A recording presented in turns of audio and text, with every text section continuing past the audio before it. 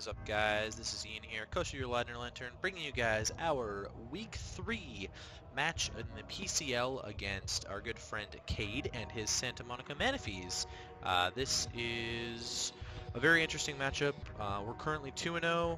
Like I mentioned in the team builder, we did get a forfeit win.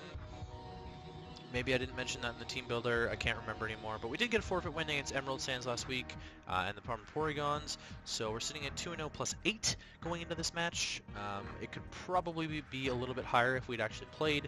I did build a fairly strong team against Emerald, in my opinion, and I think I had set up some of the mons on that team to perform really well. Let's run through Kade's team real quick here. He has Mega Garchomp, Tapu Koko, Volcarona, Alolan Ninetales, Delmise, Hitmonlee, Linoon, Celesteela, Manaphy, Drapion, Leavanny, and his Z Crystal is the Firium Z Crystal, which doesn't really do much against my team. The only thing it really hits well is the Superior and the Excadrill. I'm not expecting him to bring Firium Z on any of the mons that he's bringing. Yeah, that's pretty much it. He didn't do any trades or anything like that. So looking at the team that he brought, I was not expecting to see Mega Garchomp. I was also not expecting to see Hitmonlee on my end because I thought that Mega Pidgeot dealt with it well enough. But the combination of Tapu Koko and Hitmonlee, or Mini Halucha as Kade likes to call it, does do fairly well against my team. Mega Pidgeot cannot take a high jump kick. I'm kind of glad I brought Ditto. Even if it looks like I won't be able to do that much with Ditto, because Ditto can copy things like Linoon after Belly Drum, potentially Mega Garchomp after like a Swords Dance or something, Celesteela after an Autotomize, something like that, potentially Hitmonlee, I guess. I didn't really think of that in the match, but that's something there. I was bringing Ditto for various reasons that I talk about in my team builder. So if you have not seen my team builder, we are bringing a Focus Sash lead Raichu. We're bringing a specially offensive Salazzle with Black Sludge. We're bringing a physically defensive Tyranitar with Rocky MZ. We're bringing a standard Sandrush Life Orb Sweeper Excadrill. We're bringing a fairly standard Burb Spam Mega Pidgeot, and the literal definition of standard Choice Scarf Ditto. Mostly for Kade's setup. He has things like Volcarona and Manaphy that can set up pretty easily in my face, and I'd really like to bypass things like Sticky Web. If he had brought Leavanny as well, Ditto takes the Sticky Web and then transforms and loses the Sticky Web hindrance, so Ditto is actually really good. Ditto had a really good matchup against his team in general, so that's what we're bringing Ditto for. So what I noticed on his team is he did bring all of the priority he could possibly have. That's Ninetales with Ice Shard, Linoon with Extreme Speed, and Hitmonlee with Mach Punch. I'm only expecting one of those to be a thing, and that's Linoon Extreme Speed. He did only bring one of the hazard options that he has, which is Stealth Rocks on Mega Garchomp, and he brought Hazard Removal in Hitmonlee. I am expecting Tapu Koko to be scarfed against my team to try and deal with Excadrill a little bit better, potentially. Or maybe like a Scarf Hitmonlee. I think it makes more sense for him to bring Electric Seed Hitmonlee, but before the match I was thinking potentially Scarf Hitmonlee can deal with... I mean, it already deals with Tyranitar, but it could deal with things like my Raichu a little bit better. And Excadrill outside of Sand, because Excadrill does naturally outspeed Hitmonlee by 1 point. So that's what was going on behind the scenes there. So my lead, like I said in the team builder, and like I said right before this, my dedicated lead is Raichu, just to click fake out on something. I'm not really sure. I've been led. People have been leading Alolan Ninetales against me all week, so I'm kind of expecting that, and I could get like a free Volt Switch off or something like that. He does have one ground type in Mega Garchomp. That's the only ground type on his entire team, and he did bring it, so I can't really Volt Switch around freely, but that's what we're going to do. And so I'm going to lead off with Raichu here, as he's going to lead off with Tapu Koko. So I'm just going to click Fake Out. It does about 12. Can't really tell based on that damage what he is. Clicks Nature's Madness. I'm just going to Volt Switch out. We do see that he's faster than my Raichu, so that means he has some speed investment, and I'm going to get my stand up with Tyranitar here. I threaten him out right now with an Earthquake. I have no idea what he wants to go into right now. but I'm just going to click a move. I believe I click Stone Edge here, just because it threatens out the Tapu Koko, and it does a lot of damage to everything except for Hitmonlee and Garchomp. I was sort of expecting Alolan Ninetales here to come in, potentially to block my Sand and set up the Hail for himself, to maybe get up in Aurora Veil or something like that, but he is just going to go into Hitmonlee, because he has the Electric Terrain up. It's really hard to see on Showdown, so I kind of should have expected that, but didn't at the same time. And my Stone Edge does a little bit of damage, 32%. It's not terrible. It leads me to believe that a Rocky MZ would actually kill this thing, but I die to a high jump kick. Even though I'm defensive, I still die to a high jump kick because this thing is power. I'm physically defensive relaxed, max HP, max defense, and we don't take this, so that's a shocker. I literally have nothing to take this high jump kick with, by the way. So I need to get a free switch into my Excadrill here, or something else. So I'm going to sack off Raichu here, because its Focus Sash is broken. It's not really doing anything for the rest of the game, so we're going to die to the high jump kick. If he'd missed, that was best case scenario for me, because then I could fake out the next turn and he dies.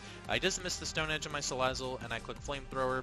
We get the burn, which doesn't matter, because Tyranitar is actually going to pick up the passive kill with the Sand. We show that we're Black Sludge. Now he brings in Alolan Ninetales. I wasn't sure what to expect here. We were actually in a call doing this, and he sort of tricked me by saying, oh no, I misclicked. We played in a call before, and we were mind gaming each other the whole time, so I definitely knew he did not misclick. I just didn't know what this thing was going to be. I wasn't sure if he was just clicking Ninetales for the sake of clicking Ninetales. Maybe he was like Focus Sash or something, and he could set up Veil. I really wasn't sure. It turns out that he's Scarfed, and he's going to click Hidden Power Ground and take us out.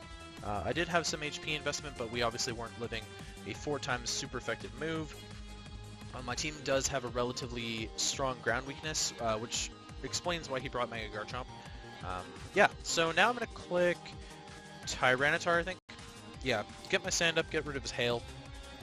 It also threatens the Alolan Ninetales out, but I clicked Rocky MZ sort of preemptively, which is going to do literally nothing to this Mega Garchomp. Potentially clicking Stealth Rock was the better play there. I'm not entirely sure anymore. But with that damage, I feel fairly confident to go into, to stay in here, because we are still at full HP, and I know I can take anything because I'm physically defensive. I am rocking the Blizzard on this Tyranitar specifically because he had a Hail Setter in Alolan Ninetales.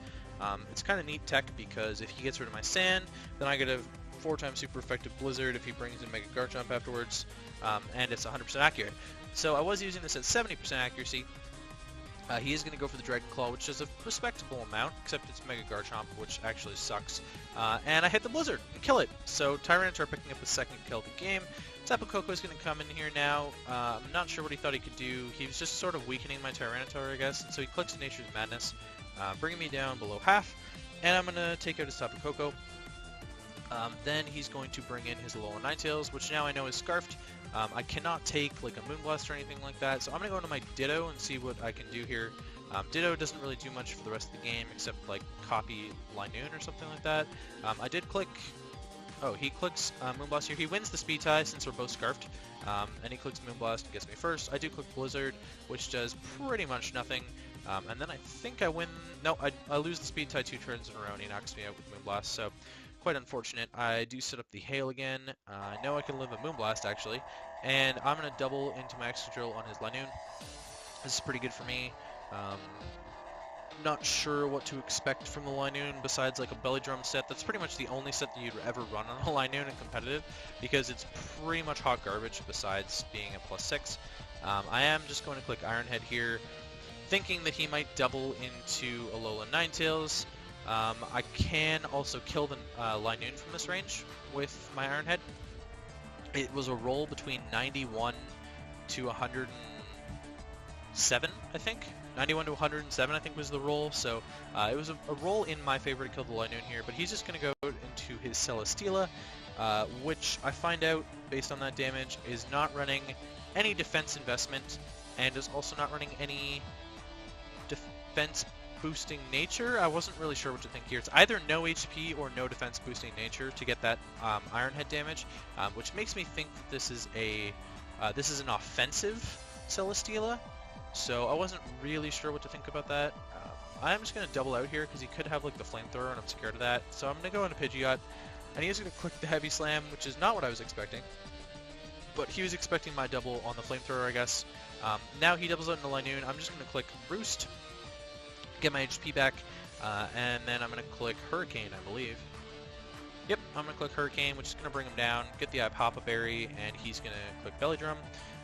Now he's +6 attack. This is really bad for my Mega Pidgeot, and my sand's gone down, luckily for me. So I'm going to go into my Tyranitar, set up the sand again, and because we're physically defensive, we actually eat this for days.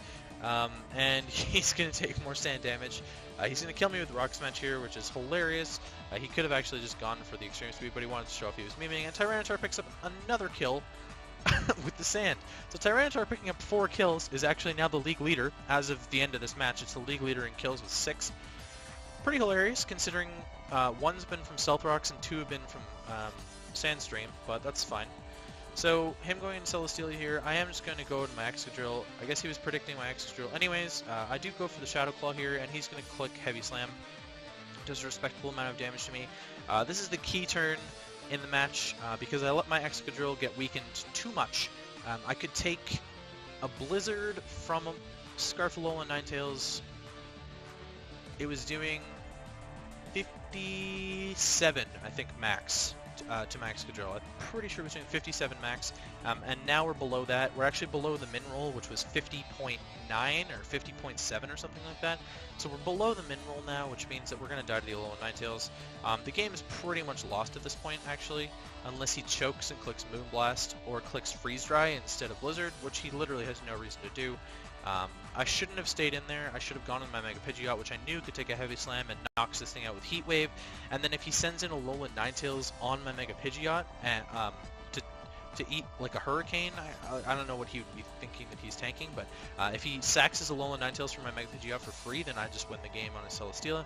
But unfortunately, I decided to go for the Shadow Claw like a dummy. A crit would have done quite a bit of damage, to be fair. So if I got the crit there, it was a reasonable position for me. Still not as good as the position that I had laid out, but I'm gonna go into Mega Pidgeot here, and I actually get him on the Earthquake, which is really good for me in the end because it brings a little bit of differential back into my favor, and we connect with the Heat Wave obviously because we're no guard, and we knock that Celesteela out. And now Alolan Ninetales comes in, and it's just gonna click Blizzard twice because it's Scarfed and it's in the Hail, and it's gonna win the game.